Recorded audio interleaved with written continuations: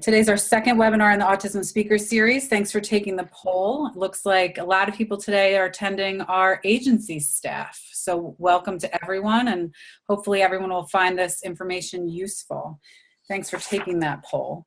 So my name is Rebecca Lazo. I work for the Institute for Community Inclusion, specifically on the Think College project. We're hosting these discussions as part of our 50th anniversary celebration because we're committed to expanding the discussion around autism and developmental and intellectual disabilities. Before we get started, we want to run through a few housekeeping issues. You should have a chat box available on your screen. There's a black bar that is your control panel for Zoom. If you hover at the top or the bottom of your screen, it should enable you to hit chat and be able to put in any questions that you have for the panelists or comments. Katie, Allen, and I will be monitoring that box and passing the questions along to attendees.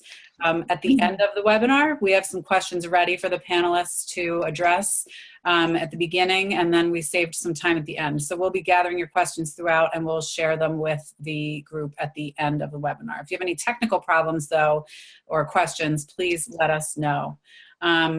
You should also note that in the chat box, you want to select all panelists and attendees if you're going to make any comments. There's a blue box next to the to button, and you can do a little drop down there that says to all panelists and attendees, and that will make sure your question shows up to everyone. You'll also see that our event is live captioned, and that URL is there at the bottom of the at this PowerPoint screen. And so if you have any needs or questions about that, you can let us know that as well. So now I'm going to introduce Tom Sanacandro. He is our director for the Institute for Community Inclusion. He'll be moderating today's panel. And Tom's going to say a few words now. Great. Thank you, Rebecca. Thank you for all the work on this. And I want to thank the folks from ICI for getting this together. This series is part of our 50th anniversary celebration of the Institute for Community Inclusion. We're located or co-located at University of Massachusetts, Boston, and Children's Hospital, Boston. And we thought it would be a good way to celebrate, to have an educational speaker series that would be informative, as well as to showcase the expertise of the Institute for Community Inclusion. This series is a chance for us to get beyond common stereotypes around autism and to open up a much richer conversation. Today, our panelists will be discussing issues around employment and autism. Go ahead, Rebecca, take it away. So thanks, Tom.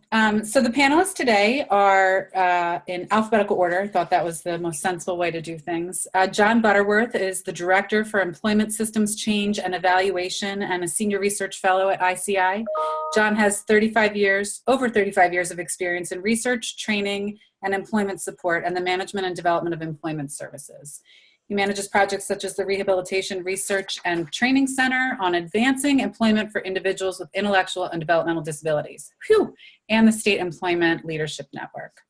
Lori Golden joins us from Ernst & Young as Abilities Strategy Leader, driving efforts to build an enabling, inclusive environment for people with all abilities. She advises the firm's over 1,000 member Accessibilities Professional Network and its Abilities Champions Leaders Network. Dr. Alan Kurtz is joining us from the University of Maine as Coordinator of Education and Autism at the Center for Community Inclusion and Disability Studies.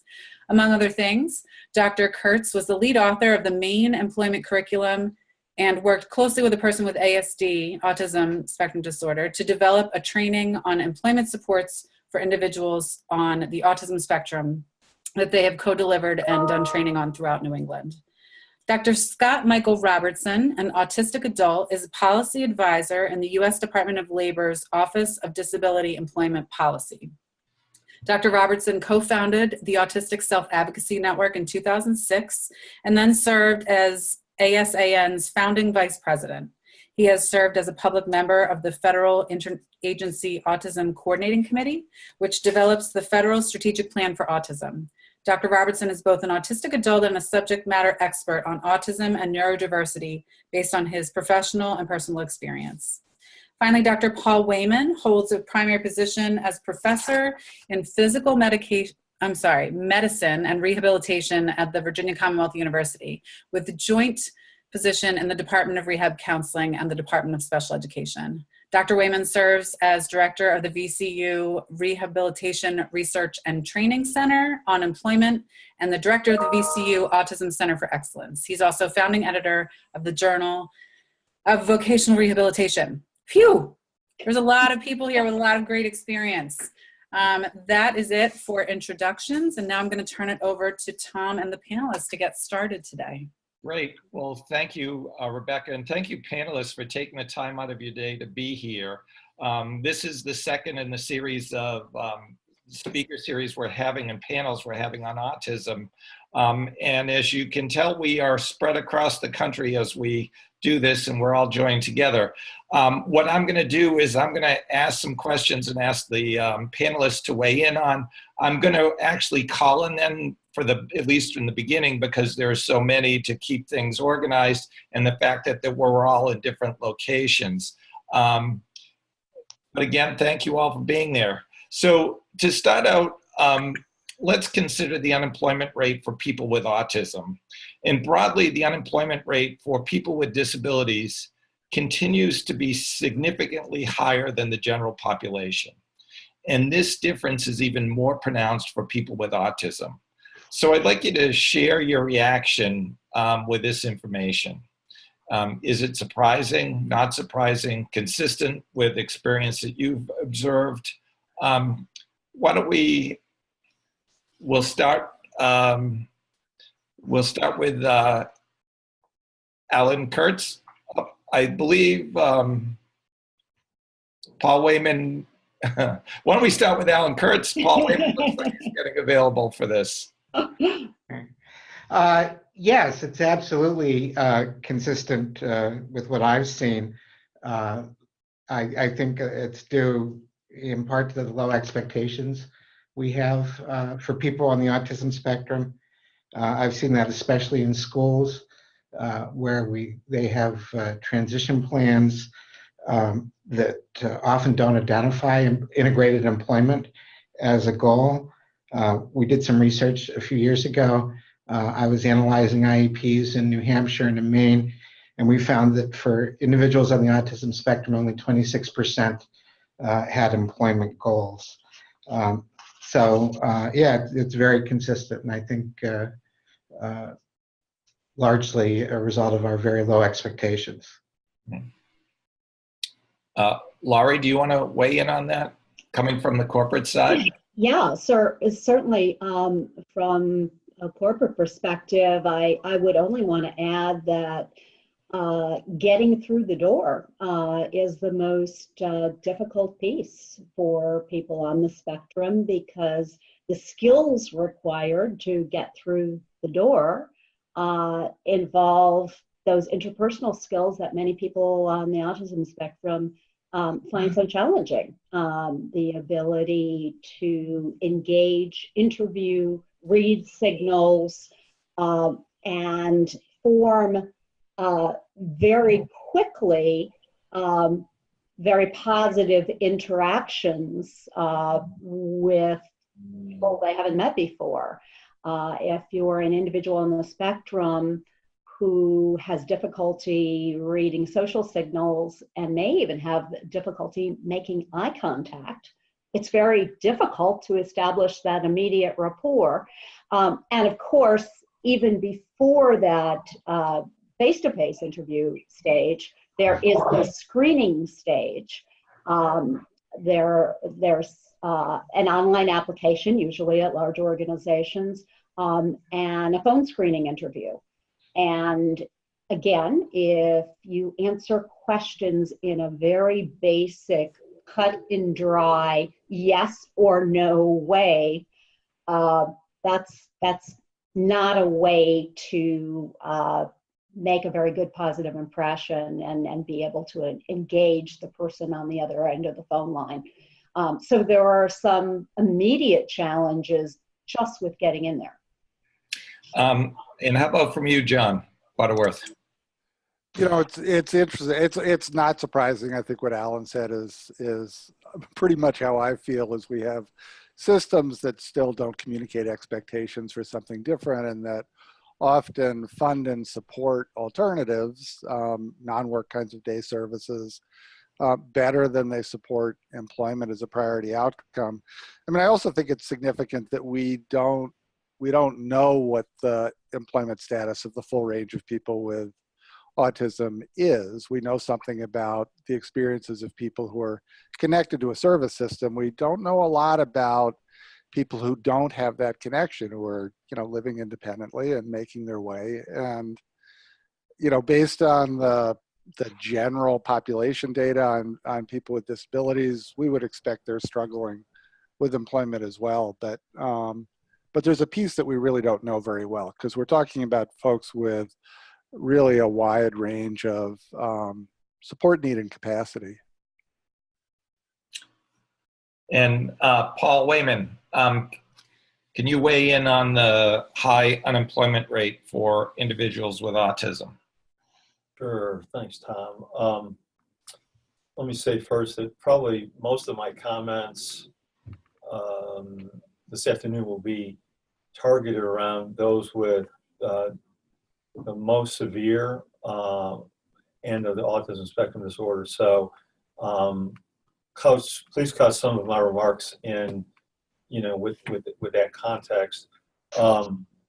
Everything that was described in terms of the stats is totally consistent with what we see. The most direct experience that I could give you is we've just finished up unbundling all the data after a 5-year study. I think we enrolled about 165 individuals with severe autism that came out of several school districts in Tidewater, Virginia, as well as Central Virginia. And this is a randomized clinical control, about half of the kids got a 9-month internship, and the other half had high school treatment as usual. And the data indicated that a little over 80% of the kids that got the 9-month internship were competitively employed within 3 to 6 months. Okay. Wow. What's more telling, is consistent with Tom's introduction, is what happened to those kids that were in the control group. Less than 10% got any competitive employment, and after 3 months, less than 5% were still employed. So high school treatment as usual, which isn't bad around Richmond, Virginia. I mean, it's nothing fantastic, but I mean, they're doing a lot of the practices that we read in the literature. Just don't do it. And I think, comments that John Butterworth made about attachment to services, not necessarily knowing how to approach business cold, not having work histories, all those things add up to a very sad story. And perhaps, other than maybe the very most multiply physically disability type population, those that are the least likely to be competitively employed. So I feel pretty good about our data. I felt pretty good about our high schools, but now I'm not so sure when it comes to serving kids with autism. And that's why I think it's just fantastic that Rebecca and Tom are putting on this series. And I hope that we'll be able to be productive this afternoon for people. Right. Scott, are you ready to weigh in on and comment about the high unemployment rate for individuals with autism? Yeah, can you all hear me okay? Yep, we can. Okay. Sorry about that. We had a little confusion on the technology was apparently not hooked up correctly to the computer, so we had to get a separate webcam, but it should be working okay now. So we hooked up to a chair in here, so it's a little bit of a ad hoc thing.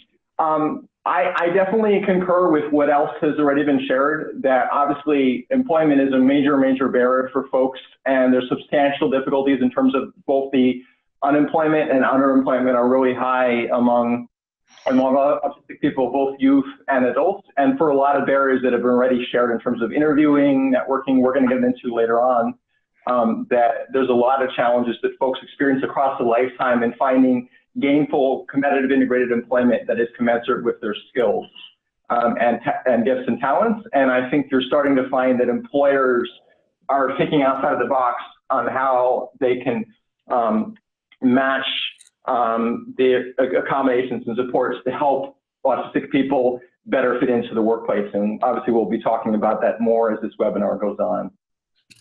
And also, Scott, do you want to comment on what's a common challenge that people on the autism spectrum face when they're looking for work or starting a new job? What are some strategies to address those issues? I would say one common challenge is the disclosure aspect. That a lot of folks, and the research says this, and a lot of folks have shared it anecdotally, and I have this also as my personal experience as an autistic adult who's experienced challenges in post-secondary education and on the employment end, is that the comfort with being able to disclose is a difficulty. And I think that's something where individuals can get practice with that and what it means to be able to share the disability and explain the positives the individual has, not just to share the difficulties, but also share the gifts and talents that they have when they disclose. But there's a lot of concern by a lot of autistic youth and adults that with disclosing that there's stigma, there's attitudinal challenges that folks may not accept them and be understanding of the disability, and with the differences that comes in thinking and interacting with the world. And not a lot of people, as we'll talk more on the webinar, understand autism that well. So I think that's something that is improving, that a lot of folks are feeling more comfortable as time goes on, but there's still a significant portion of youth and adults that find it difficult to self-disclose their autistic identity. Thank you. Paul, Wayman, do you want to weigh in on the common challenges that folks with autism face when they're looking for work and when they first begin their job? Sure, happy to. Let me start though before getting into the challenges to just say that I think the competence, that's competence, C-O-M-P-E-T-N-C, not just confidence, is really pretty extraordinary. I mean, I'm probably the oldest person on the panel, maybe by at least 1.5, okay, and I have never seen the competence in a population that was underutilized or underthought of. And remember, I'm talking about people who will run away and go down the street or bang heads, okay? But once you get them in a good work environment with the right supports, the learning curve is just really amazing. So I want to start by saying that and put the positive on it first. And then the challenges are actually pretty easy, okay? I mean, I can just address them in 4 questions. And they're really pretty simple. I mean, what am I good at? What do I want to do? How do I manage my behavior more independently? Because remember, we work mostly with high school kids that come out, and about 35 to 40% of them had parents who'd fought for AIDS. So they came into our program one-on-one hooked. And so these kids had to learn how to be independent, which they became independent almost within about 8 or 10 weeks. It was extraordinary to watch the changes in the support intensity scale of them over 9 or 10 months. And then finally, how do I communicate better? Because a lot of folks that were verbal were not very clear, or their noise level was low, or it was too high. In fact, we're working with some people in the school engineering now to create an auditory modulation platform to try and teach them how to be more self-managed in a way that it's not holding up a laminated scale of yellow, red, green, and this is the way you're supposed to be, and try to make it more normal. So the challenges, Tom, are really pretty much the same. You know, what do I want to be when I grow up, and how do I communicate better? I don't think they're terribly different than a lot of young people that are leaving school. It's just that the behaviors and the social stuff, you know, they do get in the middle there, and you've got to be able to deal with them. Right. Thank you. Alan, do you want to weigh in on that? Sure. I think one of the big obstacles when people are looking for work, at least early in their careers, is many people on the spectrum aren't aware of what's available, what some of the options are, what some of the career options are. I think many have, I know that many people have not had the type of work experiences that high school students typically have. And I think they go into the job search process without all the information they really need, in many cases, to make informed decisions about what they want to do. I think they have difficulty knowing how to find a job. I think Scott mentioned networking as a best practice. And I think, you know, with a good employment specialist, you know, you can get some help with that. But I think in a lot of cases, people just don't know where to start. Difficulties with the application process itself, with interviews, people have already mentioned that. I think asking for accommodations, and that's related, I think, to the issue that you talked about, Scott, with disclosure. And that's something we've seen both with people who were seeking employment and people who were going into post-secondary education, is many people had real concerns about disclosing their disability. And some of the things that we've done is we've done practice interviews with people, we've done video modeling around interviews, and we've explored with them some of the pros and cons of disclosure. Great. Thank you. There's a lot of professionals on the line that work with folks on the autism spectrum. What would be your advice to them about what unique factors should folks working with folks on the spectrum be sensitive to as professionals in trying to help individuals find employment? John Butterworth? Sure. You know, we've talked for many years, back to the early days of supported employment, about the importance of job match. And, you know, the core issue is, if we've mapped the things Paul talked about, if we've mapped communication style, if we've mapped an individual's interests and preferences, if we've mapped their needs in terms of the kind of environment they're in, are they comfortable in a noisy environment? Are they better in a calm environment or a chaotic environment?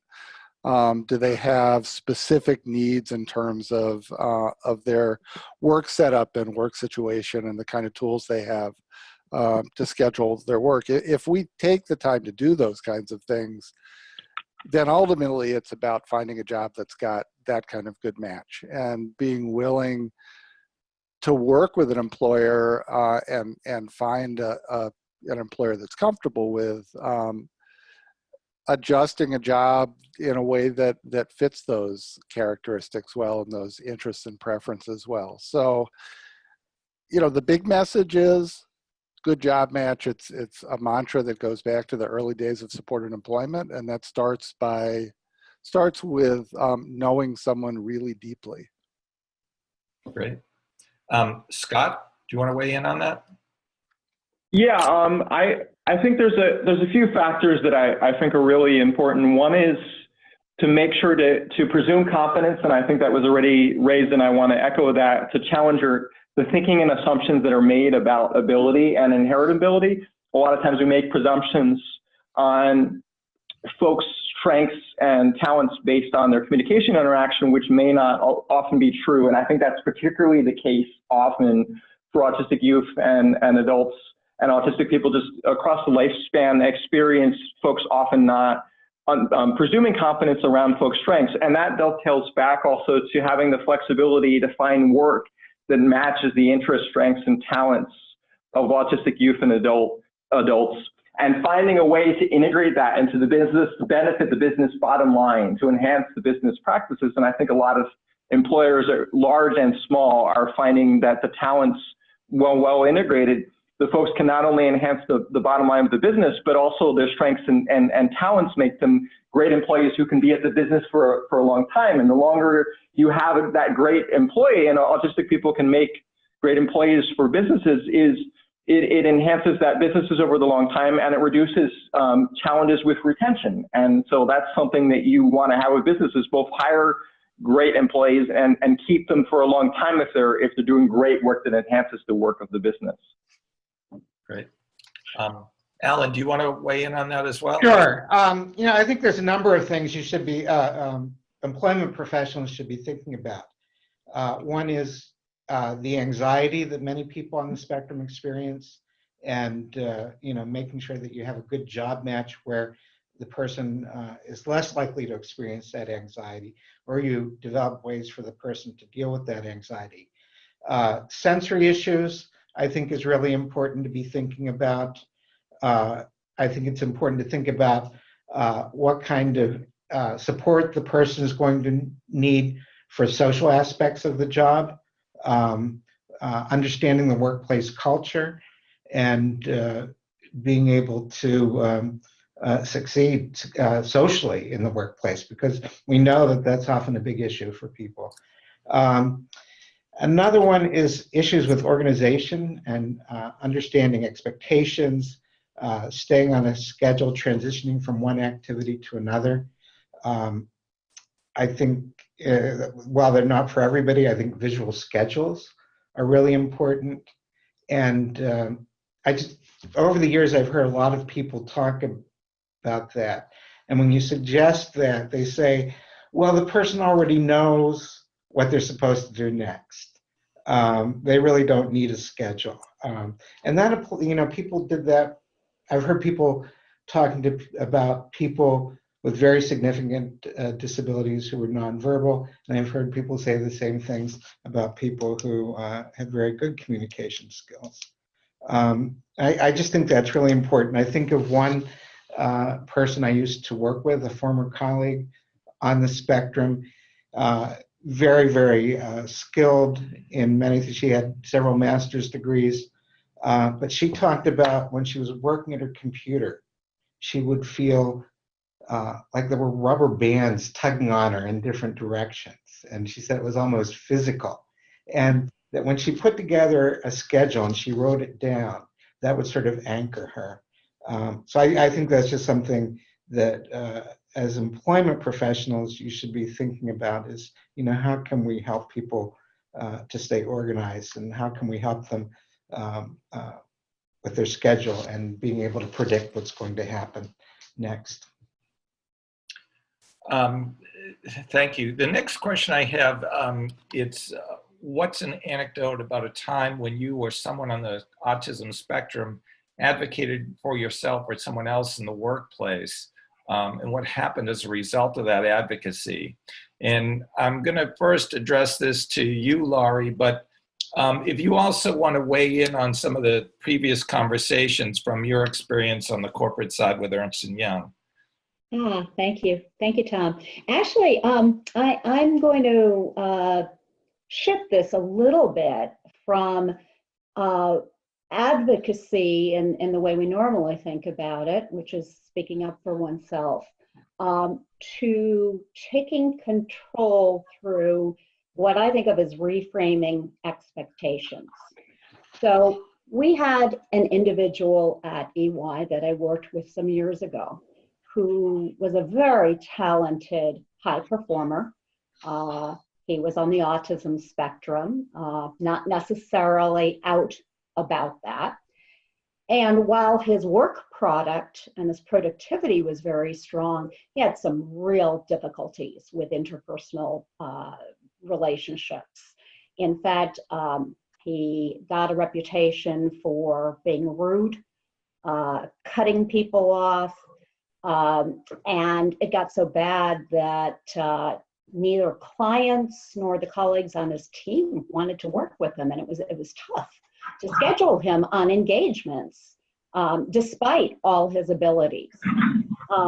So we sat down and we worked out a way where he could take control of the situation at the onset by using a script that we developed together for how he would sort of set expectations with any new colleague or client or contact that he would begin working with at the beginning. And he would sit down and he would say, you know, we're going to be working together, and, you know, I want us to have the best working relationship possible. And I think I'm a really nice guy. Establish that his intent in some way to establish that his intentions were positive. And then to say, but, you know, sometimes I have a habit of putting my foot in my mouth. Sometimes I've been told I come off as really blunt, and I don't mean to be, and I don't even hear it in myself.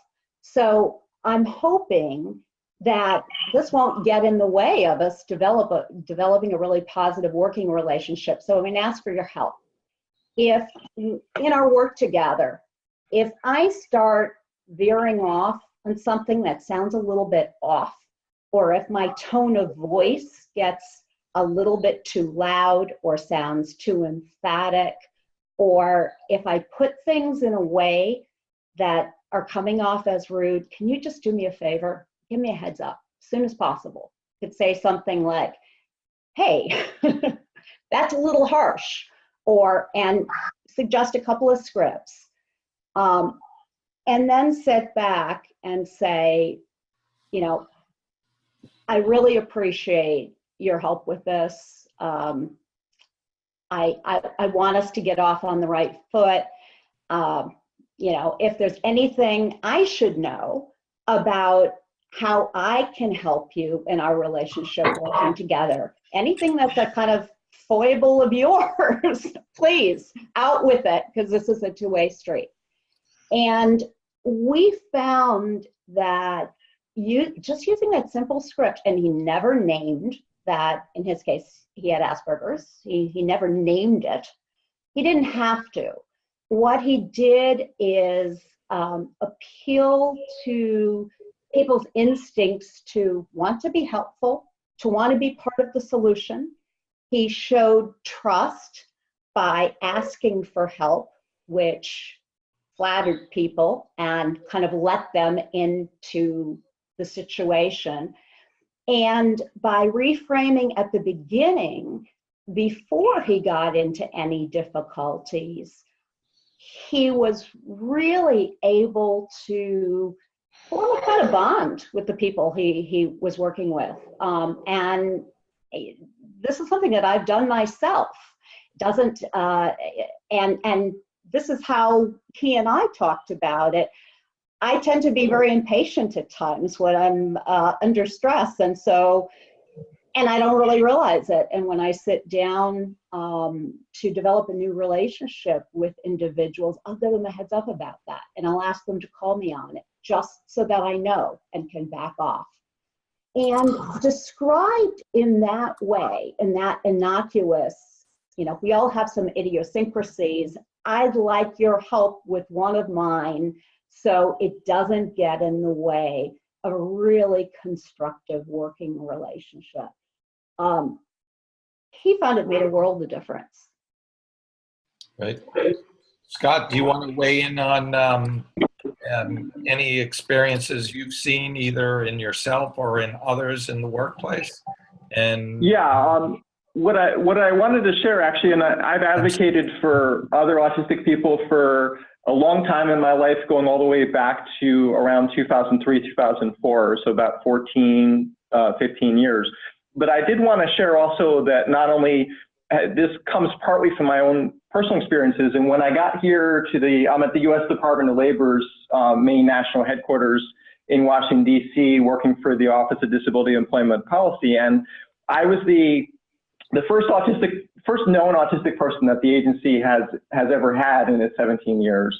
And there were some complexities with the culture and community around the federal government, and just a lot of norms that weren't, say, written down. They were shared in folks' heads and institutional knowledge that were really tough for me to understand, and some of the planning organizational aspects. So I advocated myself for connecting with my supervisor and other colleagues here on what could work in terms of accommodations and adjustments to help address these challenges, and connected with, for instance, the Job Accommodation Network. So not only does ODIP fund JAN as a resource out there, askjan.org, but it is something we also sometimes use internally for folks with disabilities, and 60% of folks at ODIP have different types of disabilities. And so one of the things that we came up with at the time, and it's been very helpful, was coaching. And I know a lot of the other employers out there, large and small, have now started integrating coaching and mentoring and other related supports like that to help through organization planning, some of the subtleties of the social communication aspects of integrating into the workplace culture, which, as much as I've adapted a lot in my life, I've come with full recognition that it's always going to be a continuous process. Even at 37, I'm still learning and growing, and there's still a lot of barriers that I experience at times. And it's not like it comes with an instruction manual when you go into national public policy in the federal government on how to handle the community in terms of norms of interaction and how to enhance organization, to accelerate performance and benefit what we're doing in the agency to advance our cause, and increasing policy to improve access to competitive integrated employment. So the short of it is that I found a real positive experience in working with other folks and advocating for myself in ways that I've taught other folks to do, to help enhance their employment experience and seek out the requests for accommodations that will help remove barriers to participating fully in the workplace. Great. Paul, Wayman, are you ready to weigh in on that? Yeah, I think I might turn the question upside down a little bit and bring in a kind of a coworker perspective to advocacy that I hadn't seen before we got heavily involved in the last decade with our employment research with persons with severe autism. And this will just be a quick story. We found that the more individuals that were placed into the different hospitals became so well received, and I won't say necessarily always well received because their work was perfect, but as people, they were really well liked. Okay, and that sometimes gets missed in the picture. You know, there's this notion of, you know, the Rain Man or brilliance or, you know, all these unique cognitive abilities, many of which are there, but there's a whole personality side which is extremely powerful, actually. And when you really study the work culture, which we are doing right now with another project, we find that the department managers in hospitals, for example, are like the key people. So the department manager who's the head of, let's say, pediatric critical care or endoscopy or ambulatory surgery, they're like the boots on the ground, and right under them are their staff. Well, what do you do when you find out that the people that you are supposedly trying to train and advocate for, that our employment specialists are doing, that the staff are hiding from you what they're doing wrong? Okay, I mean, it's kind of a subtle form of advocacy, like that they don't want to tell on the fact that the person is, quote, either misbehaving or not doing their work as well because they're afraid that, you know, maybe they might cause them to lose their job. And so that was a kind of a very interesting form of advocacy that isn't really a good thing, okay? It's a nice thing, but it's not really a good thing. And I just introduced that, Tom, as a way to kind of turn this whole advocacy thing on its head a little bit. And I see Lori nodding her head. Yeah. Does that make sense? I've never heard that. We have so much experience with this. This is a huge issue, particularly in organizations that see themselves as very progressive, where people want to be helpful, they want to be kind, they want to promote development, and so they hold back and don't give people the critical feedback they need in order to perform well and improve.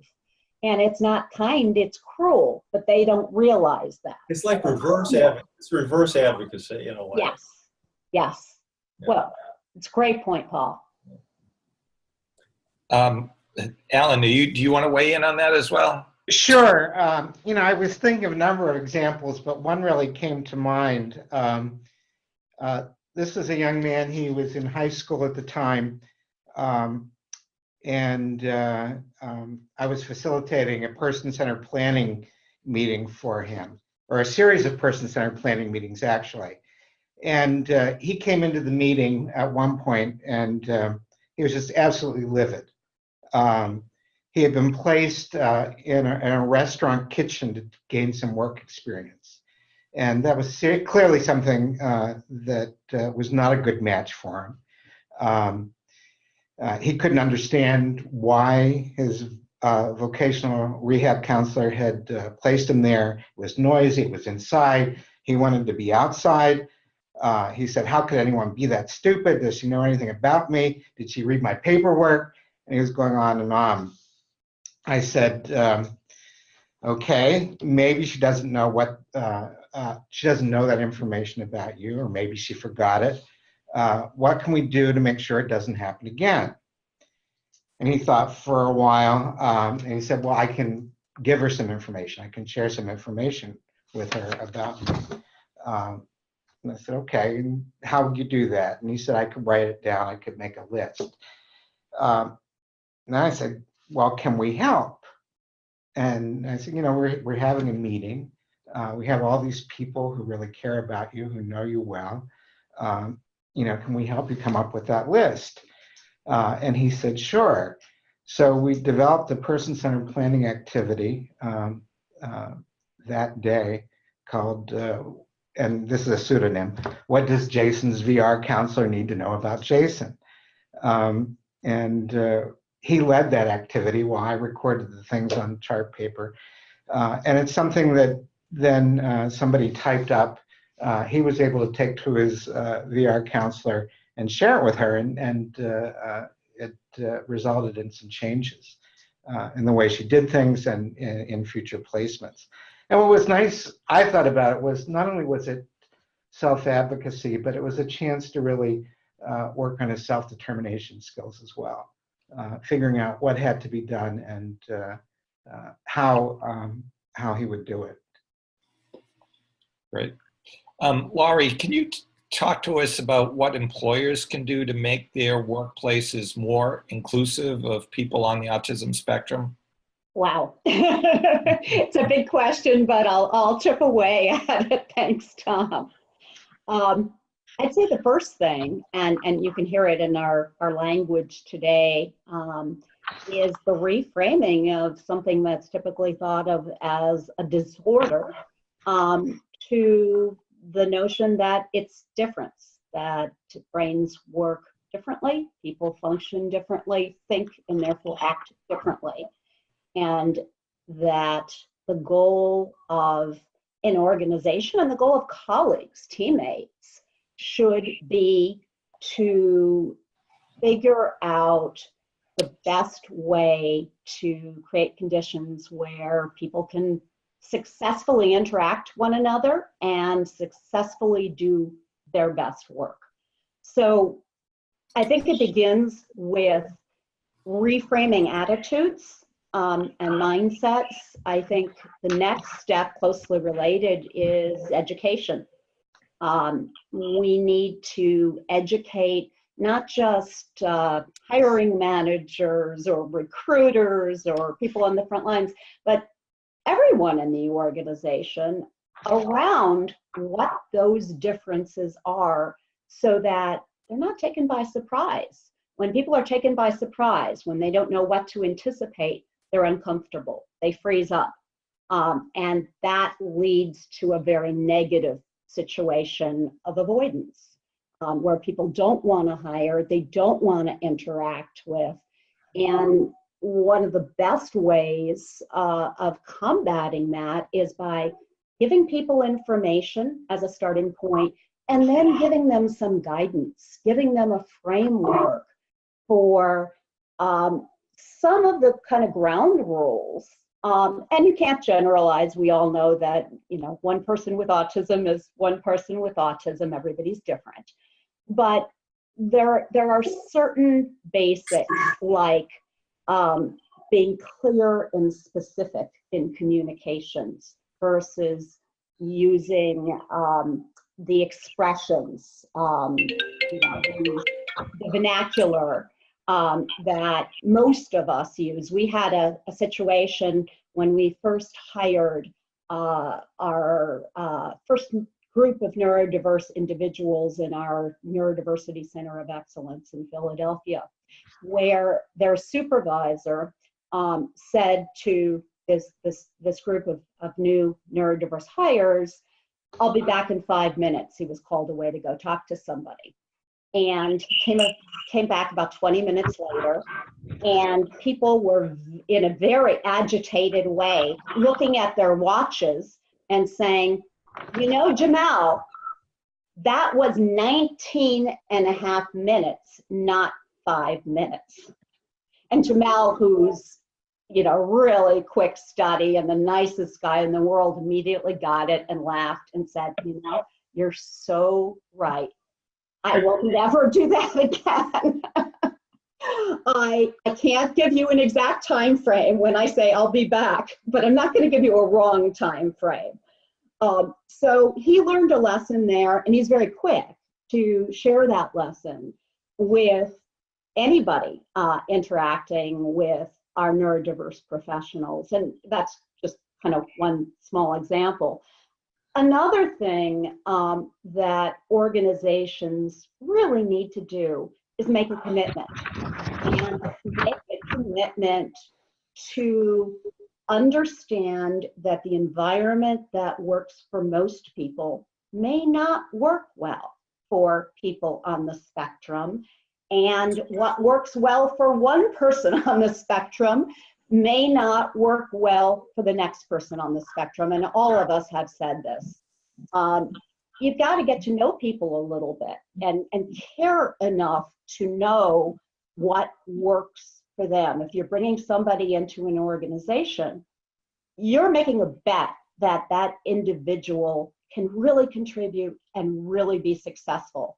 So it only makes sense to create both the social and cultural and the environmental conditions that allow them to be successful. So in today's workplace, for example, in large organizations like ours, we've often moved to what's called hoteling norms, where individuals don't have assigned seating. They come in at the start of the workday and they check in, and via a kiosk, they select where they're going to be sitting for that day. They may be able to select it for 2 or 3 days, but never more than a week. Well, I'm sure some of you are already ahead of the game. You can imagine that this would be not only disruptive, but anxiety provoking for many individuals on the spectrum. We don't bring individuals who are neurodiverse into our offices until we have permanent assigned seating, we have a fairly low traffic location where there's a fairly low noise level, and that's the baseline. And then we get to know at a deeper level what each person's specific needs are. The last piece, and it goes with that environmental commitment, is the cultural commitment. The commitment to have the ecosystem of interpersonal supports that people need in order to feel comfortable.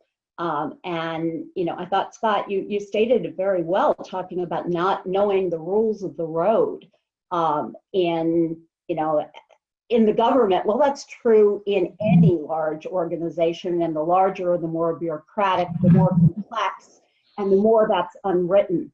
So having a buddy, and when we bring people into our organization, they have volunteer buddies who we train, or just individuals in the office who go out to lunch with them and do things with them socially and hang out.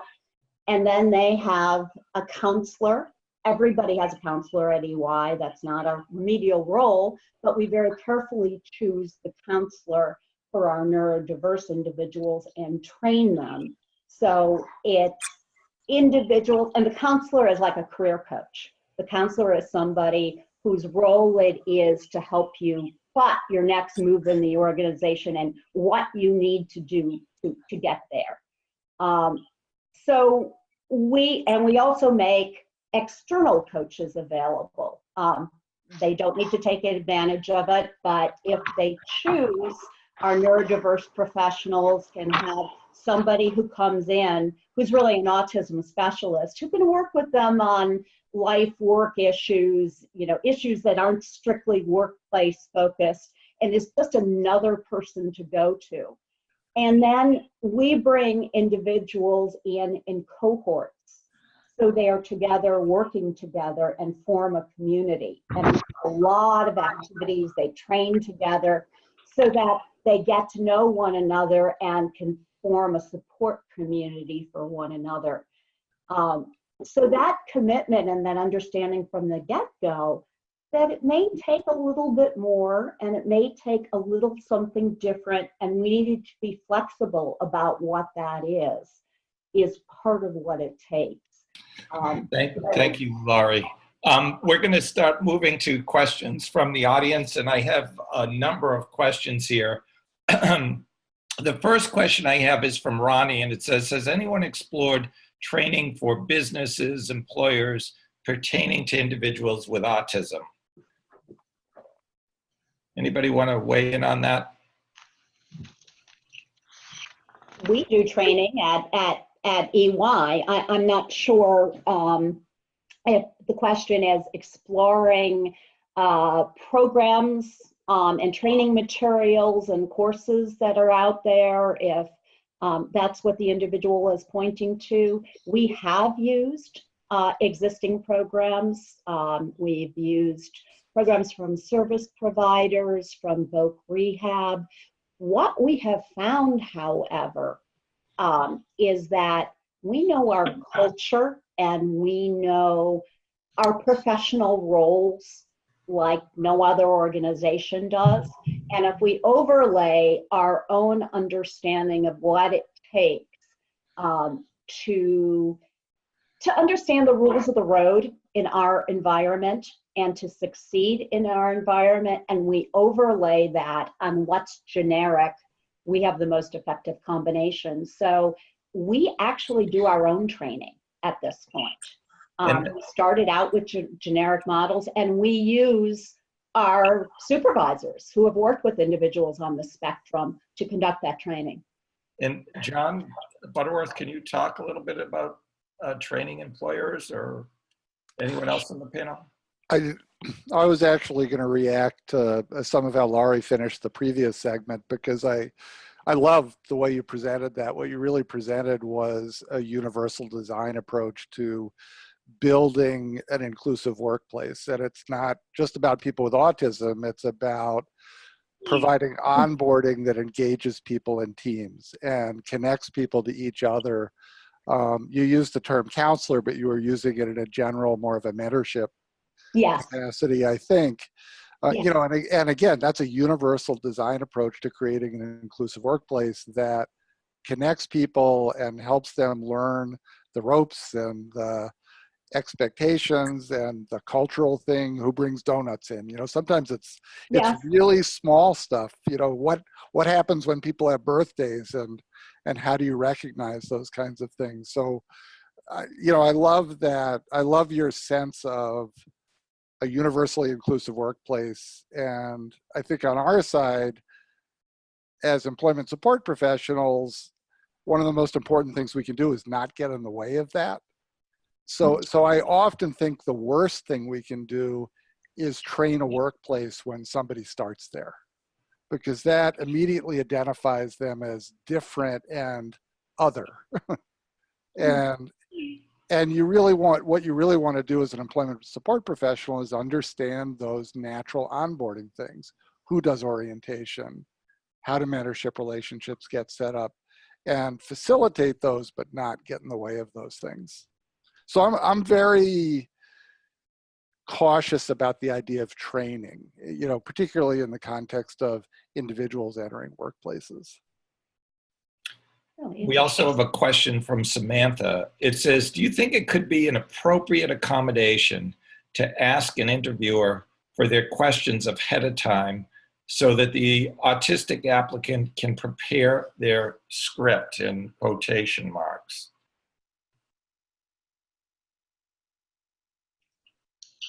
Anybody want to weigh in on that? I'll jump in. I think it absolutely would be appropriate to ask for that as an accommodation. The issue really is one of disclosure. Does the individual want to disclose the fact that they have a disability? And many places don't even want to hear about whether you have a disability, whether you're going to need accommodations prior to offering you a job or deciding that you're an appropriate candidate for a job. But I think it absolutely is an appropriate accommodation. Yeah, can I jump in also on that one? I would say it's to echo that it is definitely an appropriate accommodation to be able to ask for the questions in advance. We actually run something at ODEP called the Workforce Recruitment Program for college students with disabilities, and it includes autistic students and students of other different disability backgrounds of diversity. And that is actually, it is quite common at times for students sometimes to be able to ask for the questions in advance. Now, they have to develop the self-advocacy skills to be able to recognize that that's an accommodation that can benefit them as an autistic youth or adult or another person with disabilities.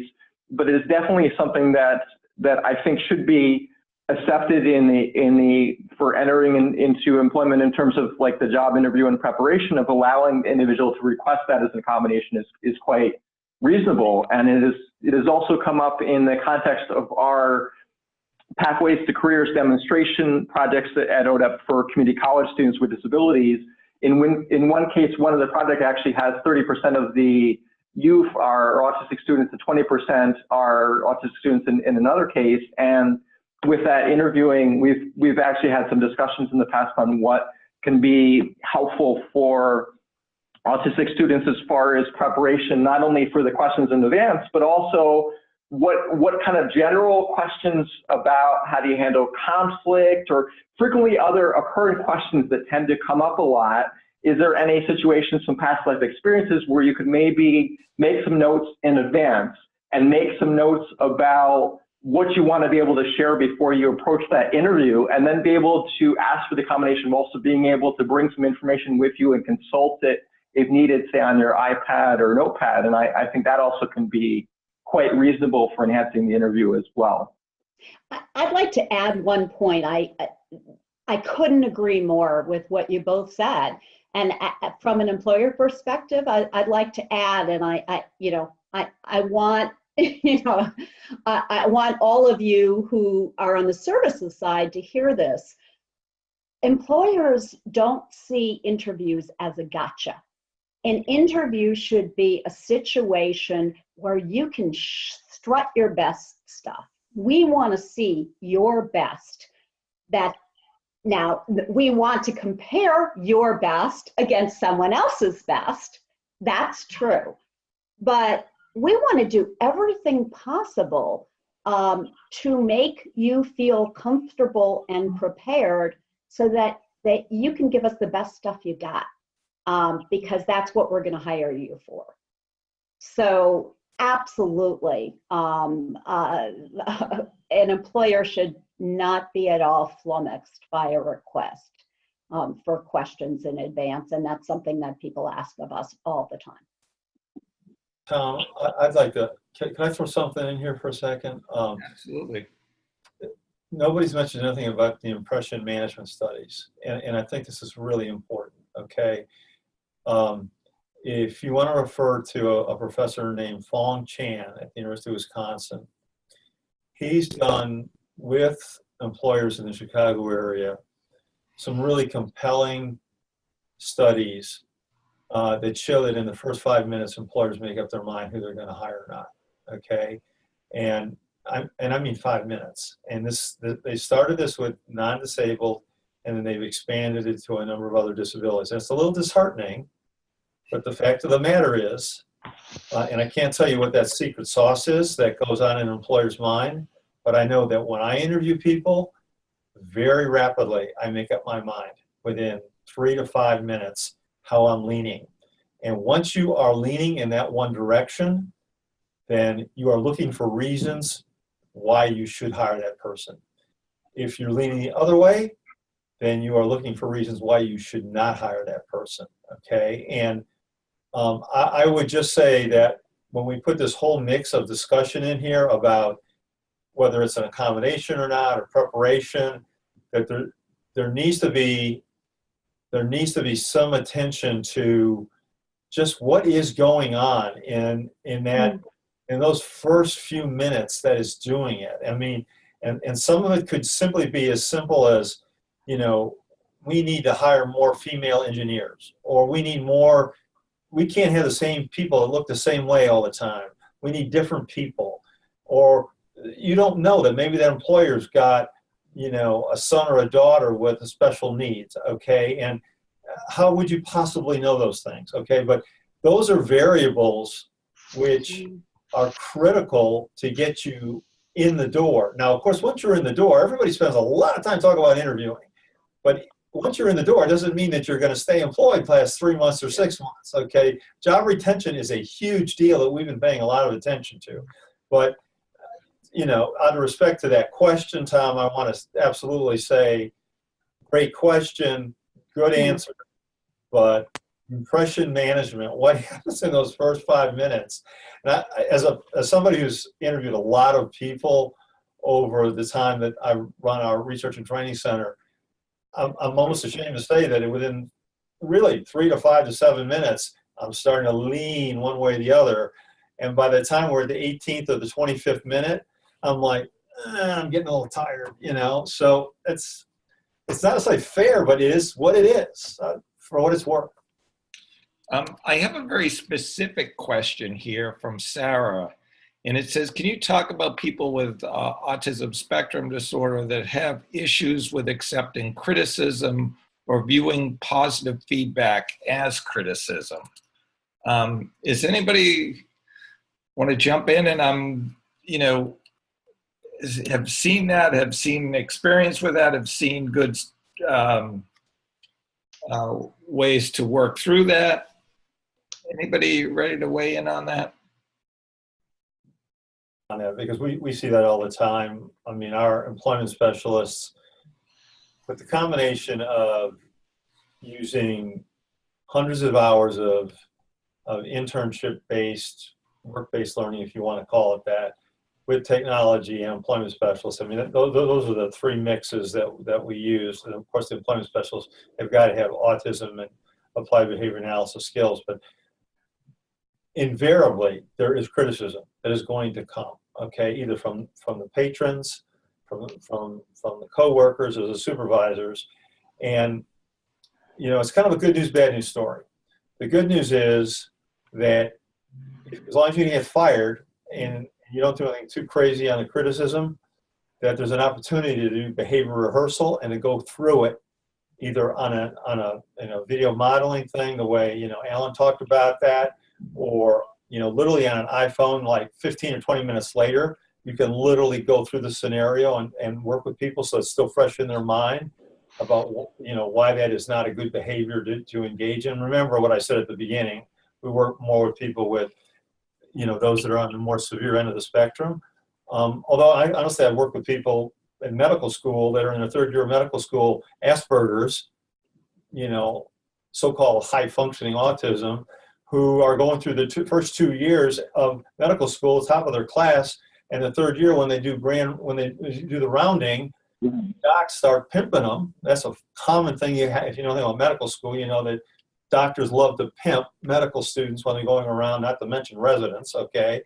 And, if you don't know how to socially deal with that criticism, you're going to end up right where that guy was, which was in this room being counseled by me about how you need to learn how to take it and be pimped without getting mad, all right? So a lot of it is behavior rehearsal, walking through it, and trying to catch it before it gets out of control, okay? Because if it gets out of control, that will lead to a termination, and then you have to start over again. Question. It's from Dean, and the question is, I understand there are advantages and disadvantages to disclosure. Is disclosure to potential employers recommended? That's a loaded question, I see. Go ahead, Scott. Yeah, can I jump in there? And I did also want to mention before I address this question too, and I don't know whether you can share info or resources after circulate by email or something, is that ODEP does now have a web page with 25 resources related to autism for employers, service providers, policymakers, individuals, and youth. It's categorized on our web page now. So I hope that there's a way, maybe we can find a way for folks to be able to access that. I'll say on the disclosure end, and one of the resources on that web page is related to disclosure, actually, so it fits really into the timeliness of this question, is that I think it's a personal thing in terms of how it fits for the individual, and they may need some assistance on how they can feel comfortable to be able to share it. And frankly, there may be some contexts where it's easier to, and a lot of my other colleagues who are autistic professionals have talked about sharing selectively sometimes, maybe on the sensory. I have difficulty with lighting, et cetera. So there's certain contexts where selective aspects of disclosure may work better than others. But being able to share that full context of, as a person being autistic and any other disabilities they may have, it takes getting over a hump and realizing that this can be a positive for them to be able to request accommodations. And some of that also requires maybe educating a little bit under rights under the Americans with Disabilities Act, where folks have to realize that if they don't disclose, they don't necessarily have the right to accommodations under the ADA without identifying as a person with disabilities. And then once it is disclosed, then things can be worked through for that in terms of the supports they need.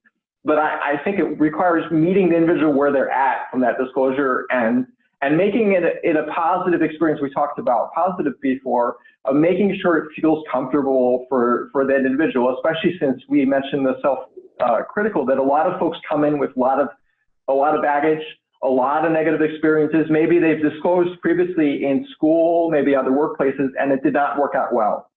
And so they attributed the issue that happened to the disclosure, whether that was the factor or not.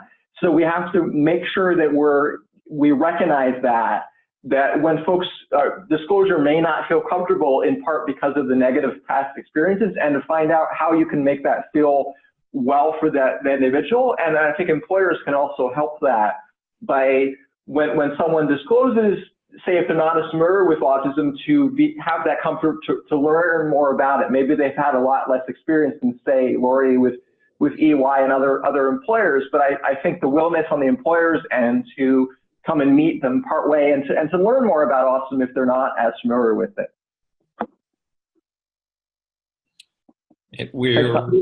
Go ahead.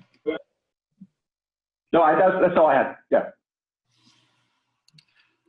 At this point, we are pretty much out of time. I just want to thank today's panelists, John Butterworth, who is with our organization, the Institute for Community Inclusion, Laurie Golden from Ernst & Young, Alan Kurtz from the University of Maine, Paul Wayman from Virginia Commonwealth University, and Scott Michael Richardson from the U.S. Department of Labor's Rob- Office of Disability Robertson. Employment Policy. And I'm going to turn this over to Rebecca if she is still online. I am. Thanks, Tom. And just to be clear, I made a typo earlier. It's Scott Robertson, not Richardson. So I'm sorry about that. We are, again, I'd like to echo Tom's thanks for all of you being here and for the audience and the panelists. Participants for asking such great questions. I think we may try to actually compile a list of some of the questions and resources that you all referred to during this panel so that we can post it along with the recording. Some of you cited some websites and research studies that people have asked about, so we may look for a follow-up, and all the participants can look for some information about where that information will be available. I'm just going to let everyone know that you can continue to follow us on Facebook and Twitter, ICI Inclusion or Think College, to get information about the upcoming events and to get the recording and other information from this event today. Our next webinar in this series will be April 10th. It is on community life and engagement, and the panelists are being confirmed this week. We're hoping to send out the announcement and registration for that in the next week or so. Katie, thank you for putting all of the links in the chat box there. Everybody can get our email and Facebook and Twitter links there.